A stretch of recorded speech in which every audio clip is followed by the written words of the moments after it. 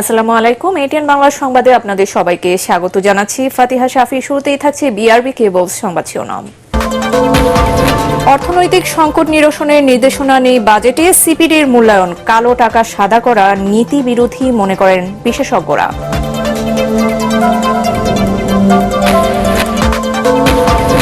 ছয় দফা দিবসে বঙ্গবন্ধুর প্রতিকৃতিতে প্রধানমন্ত্রীর শ্রদ্ধা। যারা এ দাবিকে নিষিদ্ধ করেছিল তারাই বঙ্গবন্ধুর হত্যার সাথে জড়িত, মন্তব্য ওবায়দুল কাদেরের। যে সরকারি আসুক, ঢাকা দিল্লির সম্পর্ক স্থিতিশীল থাকবে মনে করেন বিশ্লেষকরা। বাণিজ্য বিনিয়োগ বাড়াতে অন্যদের সাথেও সুসম্পর্ক গড়ে তোলার তাগিদ। কোরবানির পশু বেচাকেনা নির্বিঘ্ন করতে রাজধানীর হাটগুলোতে ব্যাপক নিরাপত্তা ব্যবস্থা ডিএমপির, যেখানে সেখানে হাট বসালে কঠোর ব্যবস্থা।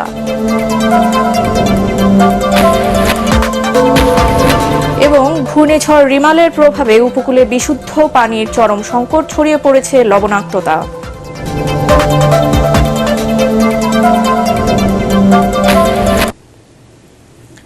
শুনছিলেন বিআরবি কেবল সংবাদ শিরোনাম, আর শুরুতেই থাকছে বাজেট প্রসঙ্গ।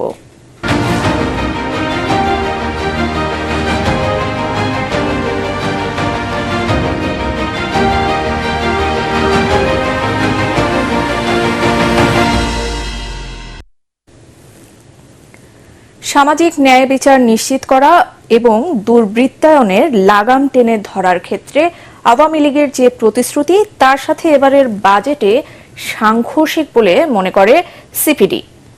সংস্থাটি বলছে, প্রস্তাবিত বাজেটে দুর্নীতিকে উস্কে দেয়া হয়েছে। বঙ্গবন্ধু আন্তর্জাতিক সম্মেলন কেন্দ্রে বাজেট পরবর্তী সংবাদ সম্মেলনে সিপিডির বিশ্লেষকরা এমন দাবি করেন। সেই সঙ্গে এবারের বাজেটে অর্থনৈতিক সংকট নিরসনে সুনির্দিষ্ট দিক নির্দেশনা নেই বলেও জানান তারা। ফজলে রাব্বির রিপোর্ট। বাজেট পরবর্তী সংবাদ সম্মেলনে সিপিডির বিশ্লেষকরা বলেন, প্রস্তাবিত বাজেট চলমান অর্থনৈতিক চ্যালেঞ্জগুলোর বিষয়ে সুনির্দিষ্ট দিক নির্দেশনা দিতে ব্যর্থ হয়েছে। মূল্যস্ফীতির জাঁতাকলে পিষ্ট মানুষকে স্বস্তি দিতে যেসব পদক্ষেপ নেওয়া হয়েছে তা অপর্যাপ্ত। আর সামাজিক নিরাপত্তায় দরিদ্র জনগোষ্ঠীর জন্য বাস্তব বরাদ্দ 1% কিছু বেশি রাখা হয়েছে, যা অপর্যাপ্ত। এবার 17.1%। কিন্তু এখানে কি কি যুক্ত হয়? এখানে সরকারি কর্মকর্তা কর্মচারীদের পেনশনের টাকা, এখানে সেভিং সার্টিফিকেটের সুদ, এখানে কৃষির ভর্তুকি, এই সমস্ত যোগ করে এটাকে একটা বিরাট পরিমাণ দেখানো হয়। প্রকৃত অর্থে এটা 1.3 এসে এটা দাঁড়িয়েছে। সুতরাং এমন একটা সময় যখন উচ্চ মূল্যস্ফীতির একটা চাপের মধ্য দিয়ে মানুষ যাচ্ছে, সেখানে তো আমরা ফ্যামিলি কার্ড বলেন বা দুস্থ মাতা ও শিশু প্রকল্প বলেন, আমরা তো মনে করেছিলাম যে এটার ভিত্তি, প্রাপ্তি, স্থায়িত্ব এটা আরো অনেক বিস্তৃত করা হবে। সেই ধরনের কিন্তু কোনো প্রোগ্রাম আমরা কিন্তু সেখানে আমরা দেখি নাই। বাজেট ঘোষণার পর থেকে বৈধ আয়ের উপর সর্বোচ্চ 30% কর আরোপ এবং অপ্রদর্শিত অথবা অবৈধ অর্থ মাত্র 15% কর দিয়ে বৈধ করার সুযোগ রাখার সমালোচনা হচ্ছে বিভিন্ন মহলে। এই সমালোচনা আসে সিপিডির পক্ষ থেকেও। ঋণ খেলাপি থেকে শুরু করে দেশের থেকে টাকা পাচার থেকে শুরু করে এই যে বড় ধরনের একটা দুষ্ট চক্র বাংলাদেশে সৃষ্টি হয়েছে, এই দুষ্ট চক্রকে কি আমরা মাথায় হাত বুলিয়ে প্রতি বছর তাদেরকে কিছু সুবিধা দিয়ে এই টাকাটাকে আমরা অর্থনীতিতে নিয়ে আসব, এই রাস্তায় যাব, নাকি আমরা আওয়ামী লীগের ম্যানিফেস্টোর সেই যে দুর্বৃত্তায়নের বিরুদ্ধে যে জিহাদ সেটার দিকে যাব? এটার একটা দৃষ্টিভঙ্গির একটা ব্যাপার আছে এবং বাজেটে আমরা দেখলাম যে কোন দিকে সেটা গেল। প্রকৃত মূল্যস্ফীতির হিসাব করলে সাধারণ মানুষের জন্য প্রস্তাবিত বাজেটে তেমন কোনো স্বস্তি নেই বলে মনে করে সিপিডি। তবে শিক্ষা খাতে বরাদ্দ বাড়ানো, জলবায়ু পরিবর্তন মোকাবেলায় বরাদ্দ, সমুদ্র গবেষণায় বরাদ্দ দেয়াকে ইতিবাচকভাবে দেখছে সংস্থাটি। 100 কোটি টাকা মোটেই পর্যাপ্ত বাজেট নয়, কিন্তু 100 কোটি টাকা একটা ইতিবাচক উদ্যোগের শুরু মাত্র। ফজলে রাব্বি, এটিএন বাংলা, ঢাকা। বাজেটে 15% কর দিয়ে কালো টাকা সাদা করার প্রস্তাব নৈতিকতা বিরোধী বলে মন্তব্য করেছেন অর্থনীতিবিদ ডক্টর আতিউর রহমান। রাজধানীর বাংলা মোটরে আমাদের সংসদ কার্যক্রমের আওতায় বাজেট প্রতিক্রিয়া অধিবেশনে ভার্চুয়ালি অংশ নিয়ে তিনি এ মন্তব্য করেন। এ সময় কালো টাকা বৈধ করার পরিকল্পনা ভিন্ন থাকলেও তা সরকারের দুর্নীতি বিরোধী অবস্থানের বিষয়ে ভুল ব্যাখ্যা দেবে বলেও জানান তিনি। সেই সাথে শিক্ষা খাতে নেওয়া বাজেট পর্যাপ্ত নয় বলেও জানান এই অর্থনীতিবিদ। এ সময় এবারের বাজেট পরিপূর্ণ হয়নি বলেও জানান তিনি। ফরেন ডাইরেক্ট ইনভেস্টমেন্ট কম, যেহেতু আমাদের বর্তমান ফরেন এক্সচেঞ্জ অবস্থা খারাপ, সুতরাং এটা খুলে দিলে হয়তো বিদেশ থেকে অনেক ডলার চলে আসবে, কিন্তু সত্যিকার অর্থে যারা কালো টাকার মালিক তারা কিন্তু দেশে টাকা ফেরত আনে না সেইভাবে, শুধু শুধু সরকারের বদনাম হয়। বিষয়টি নিয়ে আমার মনে হয় যে ভাবা দরকার। বাজেটে শুল্ক ও কর প্রত্যাহারের পরও অনেক পণ্যের দাম কমে না বলে অভিযোগ করেছেন ভোক্তারা। প্রস্তাবিত বাজেটে কিডনি রোগীদের ডায়ালাইসিসে ব্যবহৃত ফিল্টারে ও ক্যান্সারের ওষুধ তৈরির কাঁচামালের শুল্কে ছাড় দেওয়া হয়েছে, তবে এসবের দাম আদৌ কমবে কিনা তা নিয়েও সন্দিহান অনেকে। রাজধানী ঘুরে দেখা গেছে বাজেটের কোনো প্রভাব নেই নিত্যপণ্যের বাজারে। মিজান শাহজাহানের রিপোর্ট। এবারের বাজেটে নিত্যপণ্যের দাম কমাতে আছে নানা ঘোষণা আর নির্দেশনা, কিন্তু রাজধানীর বাজারগুলোতে মাছ, মাংস, মুরগি, ডিম সবই বিক্রি হচ্ছে বাড়তি দামে। কোরবানি ঈদকে সামনে রেখে মাসখানেক আগে সেই যে মশলার দাম বাড়া শুরু হয়েছে তা চলছে এখনো। বাজারে আসলে এই বাজেটের কোনো প্রভাব পড়ে নাই, তেমন দামও বাড়ে নাই, মোটামুটি ওই আগের দামেই চলতেছে। দৈনিকই 2-4-5 টাকা করে জিনিসের দাম বাড়ে, যেমন কি কোরবানিতে আসছে এখন পেঁয়াজ কেজিতে 2 টাকা 3 টাকা দৈনিকই বাড়তেছে। আদা রসুন 1 কেজিতে 70-80 টাকা বাড়ছে, যেটা বলার বাইরে। আমসত্ত্ব ও ফলের রস স্থানীয়ভাবে উৎপাদনে ভ্যাট 5% থেকে বাড়িয়ে 15% করার প্রস্তাব করা হয়েছে বাজেটে। এটিকেও অযৌক্তিক মনে করছেন ভোক্তারা। দেশীয় ফলের উপরে আমরা কৃষকদেরকে উৎসাহিত করব, সেটা যৌক্তিক মনে করি। মোবাইল ফোনে কথা বলায় বাড়তি 5% সম্পূরক শুল্ক বসানোর বিষয়টিও পুনর্বিবেচনার দাবি তুলেছেন সাধারণ মানুষ। গরুর দুধে 20% সম্পূরক শুল্ক তুলে নেওয়া হলেও দাম কমা নিয়ে সন্দিহান ক্রেতারা।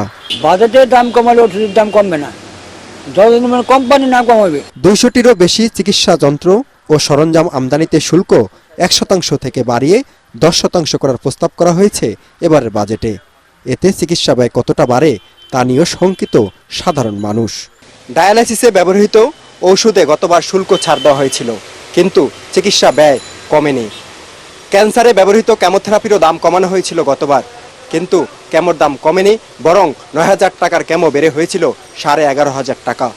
এবারও ক্যান্সারের ওষুধ উৎপাদনে ব্যবহৃত কাঁচামালের উপরে শুল্ক ছাড় দেওয়া হয়েছে, কিন্তু দাম কতটুকু কমে, কতটুকু চিকিৎসা ব্যয় সাশ্রয় হবে তা দেখার জন্য অপেক্ষা করতে হবে।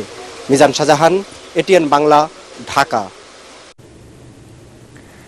আওয়ামী লীগ সরকারের দেয়া বিগত 15 বছরের প্রতিটি বাজেট বাস্তবায়নের হার 92 থেকে 97 ভাগ বলে মন্তব্য করেছেন পররাষ্ট্রমন্ত্রী ডক্টর হাসান মাহমুদ।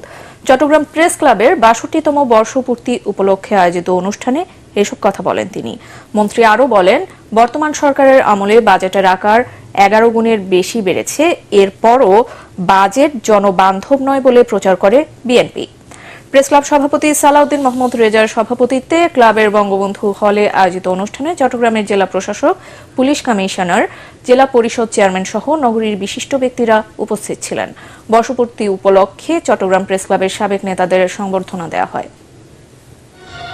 প্রকৃতপক্ষে গত 15 বছরে প্রতিটা বাজেট বাস্তবায়নের হার হচ্ছে 92 থেকে 97% বাজেট বাস্তবায়নের হার, এবং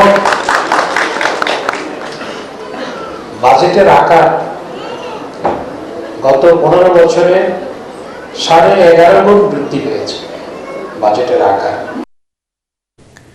এবার অন্যান্য প্রসঙ্গ। ঐতিহাসিক 6 দফা দিবস উপলক্ষে জাতির জনক বঙ্গবন্ধু শেখ মুজিবুর রহমানের প্রতি শ্রদ্ধা নিবেদন করেছেন প্রধানমন্ত্রী ও আওয়ামী লীগ সভাপতি শেখ হাসিনা। সকালে রাজধানীর ধানমন্ডিতে বঙ্গবন্ধুর প্রতিকৃতিতে পুষ্পস্তবক অর্পণ করেন প্রধানমন্ত্রী। এ সময় আওয়ামী লীগের সাধারণ সম্পাদক ওবায়দুল কাদের বলেন, যারা 6 দফা নিষিদ্ধ করেছিল তারাই বঙ্গবন্ধুর হত্যার সাথে জড়িত। রিপোর্ট করছেন আদ্দিন সজীব। বাঙালির মুক্তির সনদ 6 দফার সুফল আজকের বাংলাদেশ, বাঙালির স্বাধীনতা। 1966 সালের এই দিনটি স্মরণে সকাল 7টায় ধানমন্ডি 32 নম্বরে বঙ্গবন্ধু শেখ মুজিবুর রহমানের প্রতিকৃতিতে পুষ্পস্তবক অর্পণ করেন প্রধানমন্ত্রী শেখ হাসিনা। পরে আওয়ামী লীগের সভাপতি হিসাবে দলের শীর্ষ নেতাদের নিয়ে শ্রদ্ধা জানান তিনি। এ সময় বঙ্গবন্ধু শেখ মুজিবুর রহমানের স্মৃতি স্মরণে কিছুক্ষণ নীরবে দাঁড়িয়ে থাকেন প্রধানমন্ত্রী। 6 দফা যদি না হতো তাহলে 69-এ 6 দফা ভিত্তিক 11 দফা গণবিস্ফোরণ, বাংলাদেশের যে গণঅভ্যুত্থান, এই গণঅভ্যুত্থান হতো কিনা, সেটাই হলো বড় কথা। শ্রদ্ধা নিবেদন শেষে আওয়ামী লীগের সাধারণ সম্পাদক ওবায়দুল কাদের বলেন, যারা 6 দফা নিষিদ্ধ করে দিয়েছিল তারা বাংলাদেশের স্বাধীনতাও মানে না। আমাদের ইতিহাসে বাঁক পরিবর্তনকারী এইসব দিবস 75-এর পর নিষিদ্ধ করে। যারা নিষিদ্ধ করে দেয় তারা খুনের সঙ্গে 75-এর তারা জড়িত। এরপর বঙ্গবন্ধুর প্রতিকৃতিতে শ্রদ্ধা জানায় আওয়ামী লীগের অঙ্গ ও সহযোগী সংগঠনের নেতাকর্মীরা। আদ্দিন সজীব, এটিএন বাংলা, ঢাকা।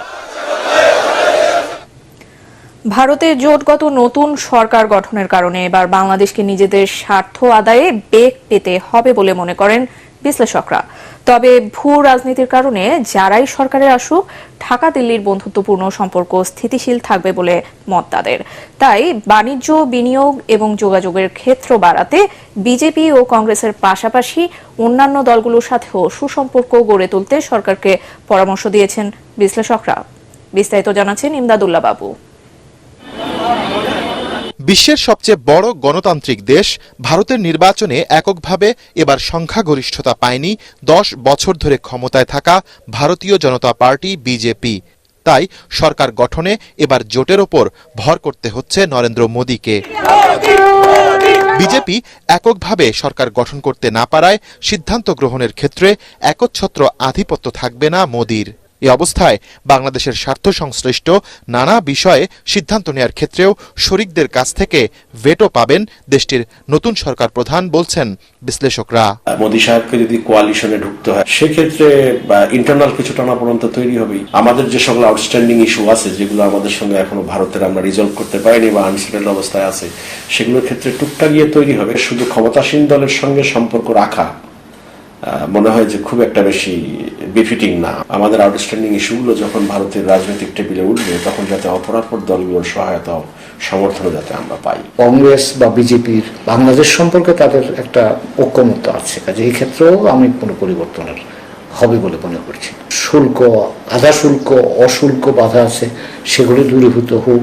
এই দেশে ভারতের বিনিয়োগ বাড়লে আমাদের এক্সপোর্ট বাড়তে পারে। অভিন্ন নদীগুলোর পানি সমস্যার সমাধান দ্রুত হোক, এটা আমরা চাই। দুই দেশের সম্পর্কের মধ্যে ওতপ্রোতভাবে জড়িত বাণিজ্য, মোংলা বন্দর ব্যবহার এবং যোগাযোগ বাড়ানো নিয়েও নানা প্রস্তাবনা রয়েছে দেশটির বিদায়ী সরকারের। বিশ্লেষকরা বলছেন, এসব বিষয়ে নিজেদের স্বার্থ হাসিলে এবার কৌশলী হতে হবে ঢাকাকে। সাউথ এশিয়ার পলিটিক্সে ট্রান্সফর্ম করার কিছু নেই, ট্রানজাকশন, আপনি আমাকে এটা দেন, আমি আপনাকে এটা দেবো। মেডিয়েশন, নেগোসিয়েশন, এই জিনিসগুলো কিন্তু খুব গুরুত্বপূর্ণ। সো আমাদের সরকারের হিউজ ইনভেস্ট করা দরকার সেই জায়গাটাতে। আমাদের আসলে ওইরকম ভালো নেগোসিয়েটর আছে কিনা, আমাদের ব্যাকআপ ডাটা ঠিকঠাক মতো আছে কিনা, আমরা পরিসংখ্যান ঠিকঠাক মতো দিতে পারি কিনা, আমরা যথাসময়ে যথার্থ আর্গুমেন্ট করতে পারি কিনা। ব্যবসা বাণিজ্যের ক্ষেত্রে খানিকটা অগ্রগতি হতে পারে। সেপা যেটা আলাপ আলোচনায় আছে, সেটা হয়তো দুই দিকের রাজনৈতিক অঙ্গীকার হয়তো সেই সেপাটা পেতে পারে। তিস্তা নিয়ে খুব অগ্রগতি হওয়ার মতো কারণ দেখছি না। কারণ কি, ভারতের রাজনৈতিক কাঠামোতে এমন কোনো পরিবর্তন হয়নি যার মধ্য দিয়ে এখানে এই বিষয়ে একটা ঐক্যমত্য আসতে পারে কেন্দ্র এবং রাজ্যের মধ্যে। নরেন্দ্র মোদীর সরকারের সাথে চীনের বড় ধরনের কোনো মতবিরোধ নেই। তাই ভারতের বিনিয়োগ বাংলাদেশে বাড়লে চীনও খুব বেশি আপত্তি করবে না বলে মনে করছেন বিশ্লেষকরা। ইমদাদুল্লাহ বাবু, এটিএন বাংলা, ঢাকা। রাজধানীর হাটগুলোতে ক্রেতাদের কোরবানির পশু বেচাকেনা নির্বিঘ্ন করতে নিরাপত্তা ব্যবস্থা ঢেলে সাজানো হয়েছে বলে জানিয়েছেন DMP commissioner Habibur Rahman. DMP media সেন্টারে আয়োজিত সংবাদ সম্মেলনে তিনি জানান, প্রতারক চক্র ছিনতাই রোধে হাটগুলোতে পুলিশের অতিরিক্ত সদস্য মোতায়েন থাকবে। এ সময় যেখানে সেখানে হাট বসালে কঠোর ব্যবস্থা নেওয়ার হুঁশিয়ারি দেন তিনি। জিএম তসলিমের রিপোর্ট। পশুর হাটগুলোতে প্রতি বছর নানা অব্যবস্থাপনায় ভোগান্তিতে পড়েন ক্রেতারা। হাটের নির্ধারিত স্থান রেখে বেশিরভাগ ক্ষেত্রেই মূল সড়কে রাখা হয় গবাদি পশু, আর হাট জুড়ে প্রতারক, অজ্ঞান পার্টি ও ছিনতাইয়ের ঘটনা ঘটে প্রায়। এই সব কিছুই বিবেচনায় রেখে কোরবানির পশুর হাট জুড়ে নিরাপত্তা ব্যবস্থা ঢেলে সাজিয়েছে ঢাকা মহানগর পুলিশ, ডিএমপি। পশুর হাট বসবে ঢাকা মেট্রোপলিটন এলাকায়। ডিএমপি মিডিয়া সেন্টারে সংবাদ সম্মেলনে জানানো হয়, মহানগরীর স্থায়ী 2টি ও অস্থায়ী 17টি হাটের নিরাপত্তার জন্য আলাদা আলাদা সমন্বয় কমিটি গঠন করা হয়েছে। সাদা পোশাকে গোয়েন্দা সহ পুলিশের একাধিক ইউনিট একযোগে কাজ করবে।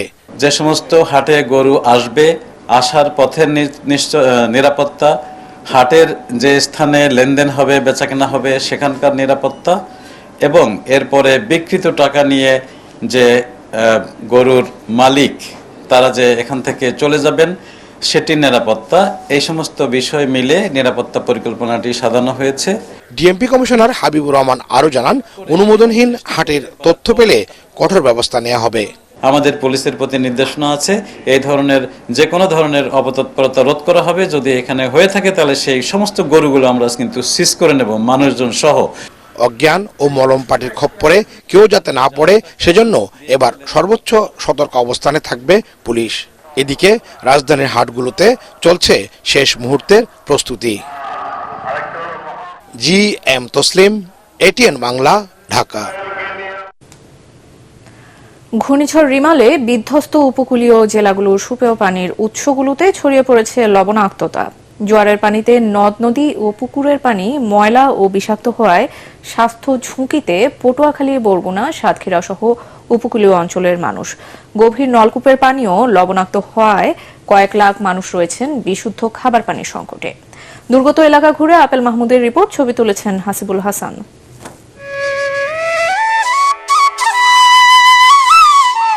উপকূলীয় জেলা পটুয়াখালীর একদিকে সাগর, আরেকদিকে নদী, নালা, খালবিল। মিঠা পানির একমাত্র উৎস গভীর নলকূপ আর পুকুর। জাতিসংঘ উন্নয়ন কর্মসূচির তথ্য মতে পরিবর্তিত জলবায়ু আর জোয়ারের কারণে উপকূলীয় অঞ্চলের পানিতে লবণের পরিমাণ বেড়েছে গ্রহণযোগ্য মাত্রার চেয়ে দ্বিগুণ।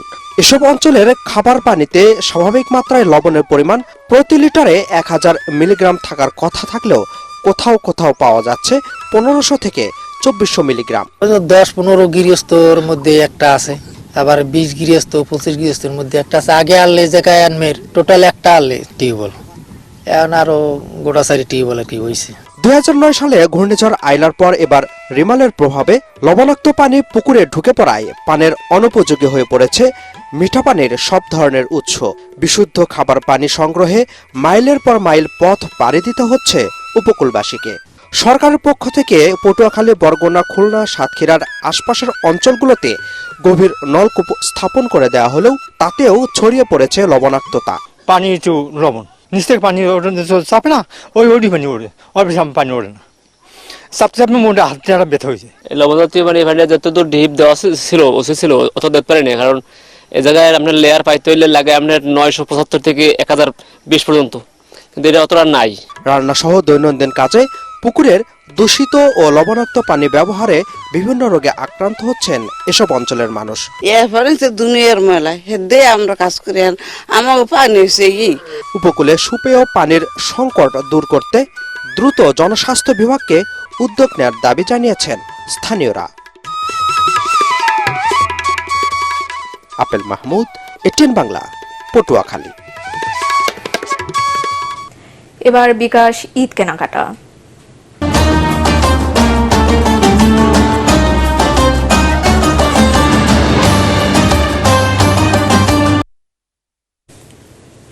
ঈদকে সামনে রেখে গ্রাহকদের কেনাকাটায় আগ্রহ তৈরি করতে বিশেষ অফার দিচ্ছে মোবাইল ব্যাংকিং সেবা প্রতিষ্ঠান বিকাশ।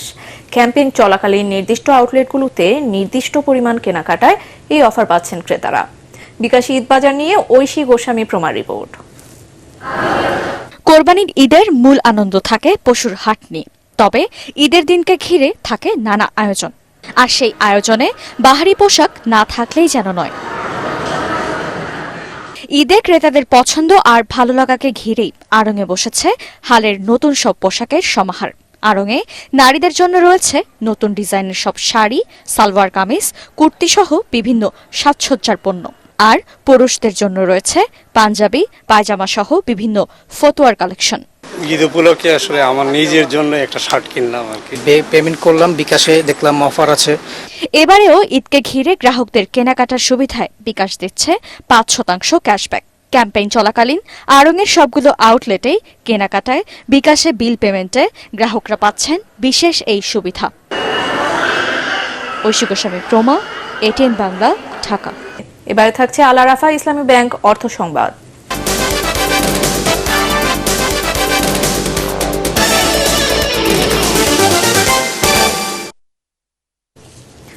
কোরবানির ঈদকে সামনে রেখে জয়পুরহাটের আক্কেলপুরে বিক্রির জন্য প্রস্তুত করা হয়েছে ৩২ মণ ওজনের একটি গরু। আক্কেলপুর পৌর এলাকার হাস্তা বসন্তপুর গ্রামের রিয়াদ মোহাম্মদ জিয়াউদ্দিন চৌধুরীর বাড়িতে ৫ বছর ধরে লালন পালন করা হচ্ছে ফ্রিজিয়ান জাতের এই ষাঁড়টি। বিশাল আকৃতির ষাঁড়টি নজর কেড়েছে অনেকের। বর্তমানে এর দাম হাঁকা হচ্ছে ২০ লাখ টাকা। ষাঁড়ের মালিক জানান, চলাফেরা ও আকৃতির জন্য ষাঁড়টির নাম দেয়া হয়েছে লায়ন খুররম। ষাঁড়টির উচ্চতা ৫.৫ ফিট ও ওজন প্রায় ৩২ মণ। প্রতিদিন তাকে দেখতে ভিড় জমাচ্ছেন অসংখ্য মানুষ। এখন থাকছে টি-20 বিশ্বকাপ ক্রিকেটের খবর।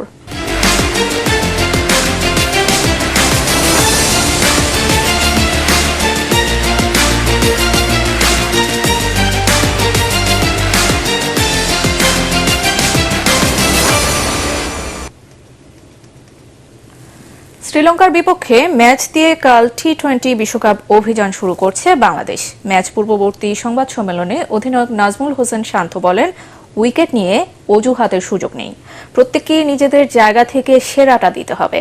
টেক্সাসে সকাল 6:30টায় শুরু হবে ম্যাচটি। এস এম আশরাফের রিপোর্ট। যুক্তরাষ্ট্রের উইকেটে যেন গোলক ধাঁধায় পড়ে যাচ্ছে দলগুলো। যেহেতু এর আগে সেখানে বেশিরভাগ দলই ক্রিকেট খেলেনি, তাই উইকেট বুঝে উঠতেই বেগ পেতে হচ্ছে। এ নিয়ে ভারত তো রীতিমতো সমালোচনায় করেছে আয়োজকদের। নাজমুল হোসেন শান্ত বলেন, যে কোনো দলের জন্যই নতুন বলে খেলা চ্যালেঞ্জিং। এখানে এক্সকিউজের কোনো অপশন নাই।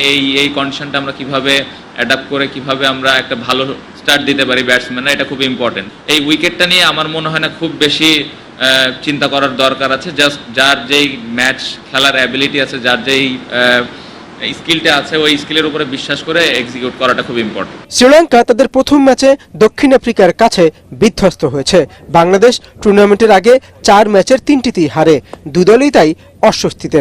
টোটালি একটা নতুন দিন, আমরা কেউই জানি না কে ভালো খেলবে বা কে দলকে জিতাবে। সো সবাই দলকে জেতানোর জন্য প্রস্তুত এবং সবার মধ্যে ওই অ্যাবিলিটিটা আছে যে 15 জন এখানে আছে। এই উইকেটে ব্যাটিং আর বোলিংয়ে ভালো শুরু করাটাই ম্যাচ জয়ের অন্যতম শর্ত হিসেবে সংবাদ সম্মেলনে বললেন নাজমুল হোসেন শান্ত।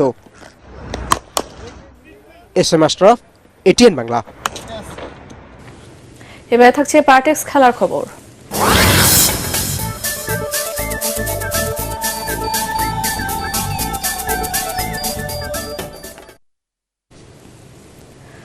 আন্তর্জাতিক প্রীতি ফুটবল ম্যাচে কানাডাকে 4-0 গোলে হারিয়েছে নেদারল্যান্ডস। নিজেদের মাঠে প্রথমার্ধে আক্রমণাত্মক ফুটবল খেলেও গোল আদায় করে নিতে পারেনি ডাচরা। তবে দ্বিতীয়ার্ধের 5 মিনিটের মধ্যে মেমফিস ডিপাইয়ের গোলে এগিয়ে যায় স্বাগতিক দল। এরপর 57 মিনিটে ব্যবধান বাড়ান জেরেমি ফ্রিম্পং।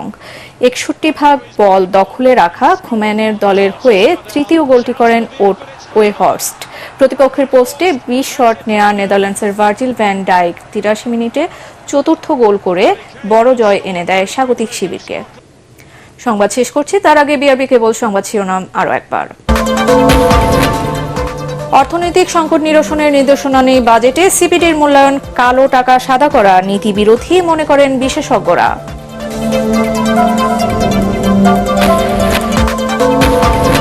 ছয় দফা দিবসে বঙ্গবন্ধুর প্রতিকৃতিতে প্রধানমন্ত্রীর শ্রদ্ধা। যারা এই দাবিকে নিষিদ্ধ করেছিল তারাই বঙ্গবন্ধুর হত্যার সাথে জড়িত, মন্তব্য ওবায়দুল কাদেরের। যে সরকারি আসুক, ঢাকা দিল্লির সম্পর্ক স্থিতিশীল থাকবে মনে করেন বিশ্লেষকরা। বাণিজ্য বিনিয়োগ বাড়াতে অন্যদের সাথে সুসম্পর্ক গড়ে তোলার তাগিদ। কোরবানির পশু বেচাকেনা নির্বিঘ্ন করতে রাজধানীর হাটগুলোতে ব্যাপক নিরাপত্তা ব্যবস্থা ডিএমপির, যেখানে সেখানে হাট বসালে কঠোর ব্যবস্থা।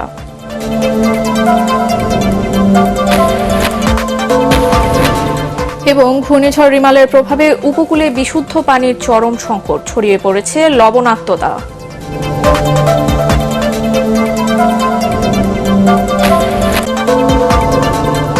আর এই ছিল এখনকার মতো, রইল পরবর্তী সংবাদ দেখার আমন্ত্রণ। এটিএন বাংলা সংবাদ ইউটিউবে দেখতে ব্রাউজ করুন, youtube/ATN Bangla News। ধন্যবাদ সবাইকে।